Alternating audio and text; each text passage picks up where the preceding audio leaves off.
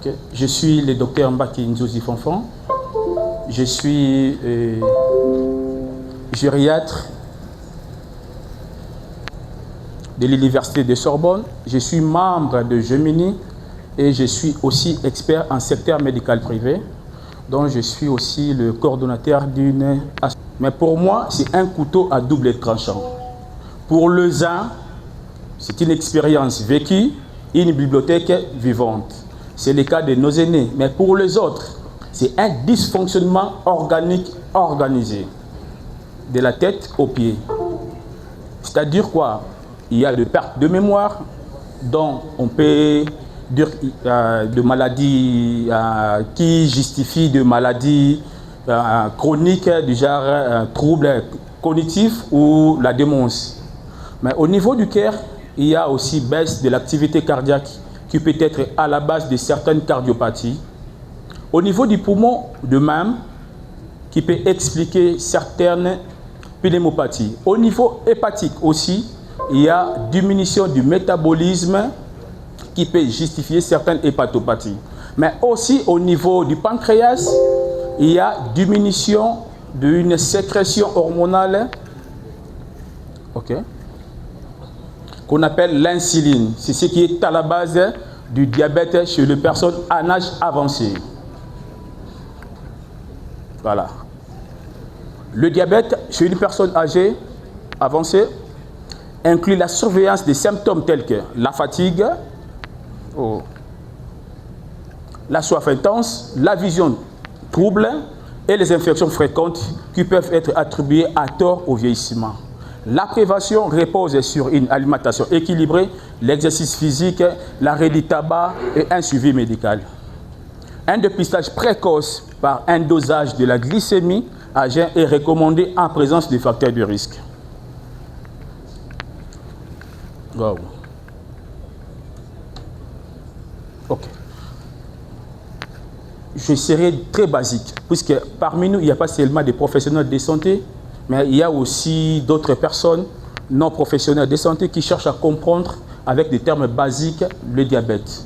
Qu'est-ce que le diabète? Le diabète est défini comme une maladie chronique non transmissible caractérisée par l'excès du sucre dans le sang. Mais comment est-ce qu'on développe le diabète?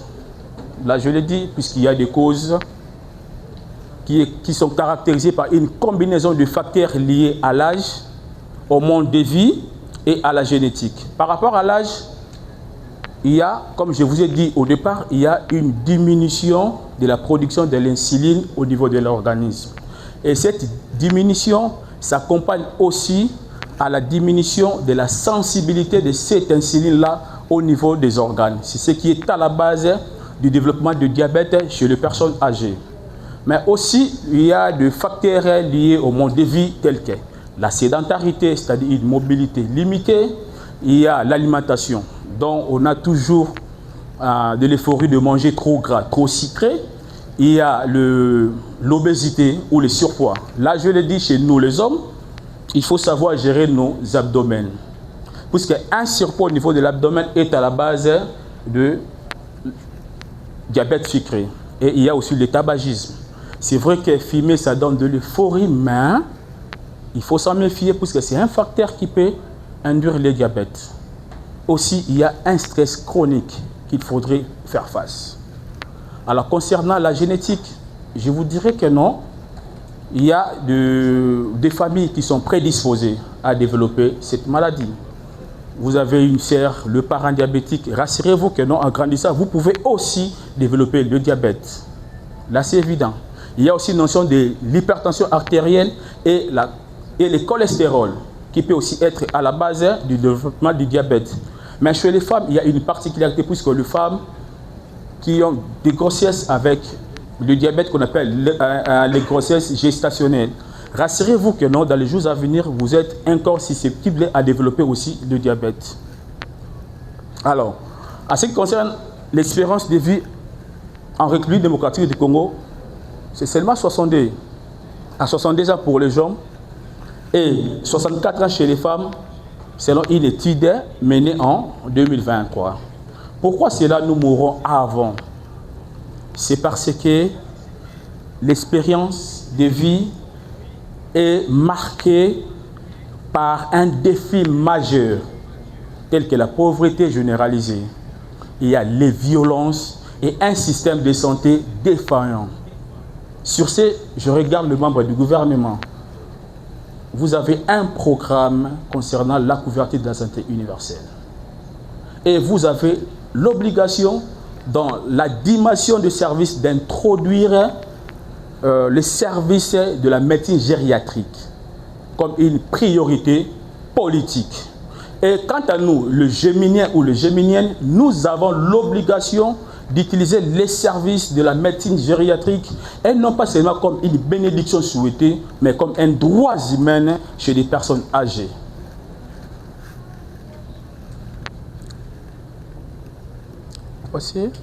Alors, la prévalence augmente avec l'âge. Environ 1 sur 5 personnes, ou 1 sur 5 personnes en âge avancé est potentiellement diabétique. Souvent, sans le savoir, les chiffres sont sous-estimés à cause du manque de dépistage systématique, de l'accès limité aux soins spécialisés, de la confusion avec d'autres pathologies telles que l'AVC et malnutrition. C'est la raison pour laquelle Gemini est venu pour relever ces niveaux. Gemini veut considérer la médecine gériatrique et non pas comme une médecine par alternative, mais comme un soin de santé à part entière chez des populations en âge avancé. Merci, madame. Passez. Alors, quels sont les symptômes qui peuvent vous amener de venir voir le médecin? Pour le corps non santé, les symptômes, ce sont des signes subjectifs, ce sont des signes ressentis par les malades qui peuvent vous amener à venir se faire consulter. Il y a la fatigue inexpliquée ou les fatigues inexpliquées, il y a manque d'énergie, il y a soif intense et envie fréquente d'uriner, vision trouble, perte ou prise de poids, cicatrisation lente de plaies, surtout aux pieds et aux jambes. Les infections fréquentes, fourmillement ou brûlures dans les extrémités. Vous pouvez passer. Alors, comment se prévenir du diabète? Il est important d'avoir une consultation médicale régulière en âge avancé, puisque le médecin a la facilité d'évaluer les symptômes et de vous indiquer le bilan de santé approprié. Il y a des dosages de la glycémie, mais si et seulement si que non, vous avez des facteurs de risque en présence. Et troisièmement, l'habitude de vie saine. Il faut manger bio, avoir une mobilité, ça. Passez. Alors, comment est-ce qu'un diabète est géré au niveau de nos structures? Chez nous, les gériatres, nous avons l'habitude, ou soit chez nous, les cardiologues généralistes, nous avons l'habitude de prescrire le médicament n'importe comment. Non. Il faudrait adapter le traitement en fonction de l'âge de nos aînés, de leur état de santé, tout en tenant compte des autres maladies et de la fragilité éventuelle. Mais aussi, il y a un paradoxe. Vous êtes diabétique, mais il meurt souvent dans un tableau d'hypoglycémie. Sur ce, nous avons aussi l'obligation de soigner urgemment une hypoglycémie. Mais quels sont les signes? Un seul signe qui pouvait sauver votre aîné dans la maison. Lorsque vous remarquez une sueur profonde, froide, c'est un signe urgent de venir vite à l'hôpital. Et heureusement, avec la Gemini, là je vais dévoiler un secret. Mais la médecine, mais la Gemini a aussi je pourrais dire, un programme de développer une médecine gériatrique très mobile. Donc, vous n'allez pas seulement venir nous trouver à l'hôpital, mais on va aussi se déplacer pour voir vos aînés à la maison. Merci encore, madame.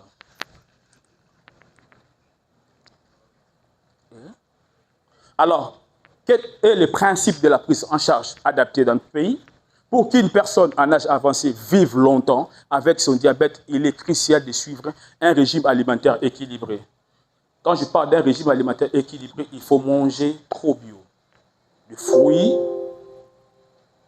et de légumes, Pratiquer une activité physique régulière. C'est vrai que nous vieillissons, mais il faudrait adapter ou adopter une attitude selon notre rythme. C'est très important. La natation, la gymnastique douce, marche ou son pas, vous pouvez facilement améliorer l'équilibre et votre souplesse. Surveiller sa glycémie, c'est très important, et respecter son traitement médical. C'est ce qui est important. Merci. Et comment soutenir nos personnes âgées? Il est important d'avoir un soutenir de l'entourage, c'est-à-dire qu'il faut écouter nos aînés avec empathie. Intégrons-nous à leur routine pour qu'ils vivent longtemps. Et quant à eux aussi, ils ont l'obligation de gérer le stress chronique et de rester actifs socialement, avoir un environnement social bienveillant est très important pour leur survie. Alors, pour chuter, le diabète chez les personnes en âge avancé en RD Congo est une réalité préoccupante, encore largement ignorée. Il est temps d'adopter une stratégie centrée sur la prévention, l'éducation et une prise en charge adaptée aux réalités locales ou préserver l'autonomie et la dignité de nos aînés. Cela étant dit, offrons le meilleur soutien possible à nos aînés car ils le méritent. Les gouvernements offrent à Gémeni le meilleur soutien possible pour nous aider à mieux prendre soin de nos aînés.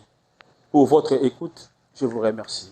Merci, Dr. Mike. Est-ce qu'on peut l'applaudir, s'il vous plaît? Voilà, merci pour cette brillante intervention sur les diabètes, sur notre vision. Nous avons compris avec l'intervention du Dr. Mike comment est-ce qu'une maladie chronique, à l'instar du diabète, pouvait donc influencer la santé ou le vieillissement donc des personnes âgées. Alors j'ai dit, pardon, des personnes âgées. Nous allons passer à d'autres interventions parce que nous sommes en train de courir derrière le temps. Je vais donc comme ça inviter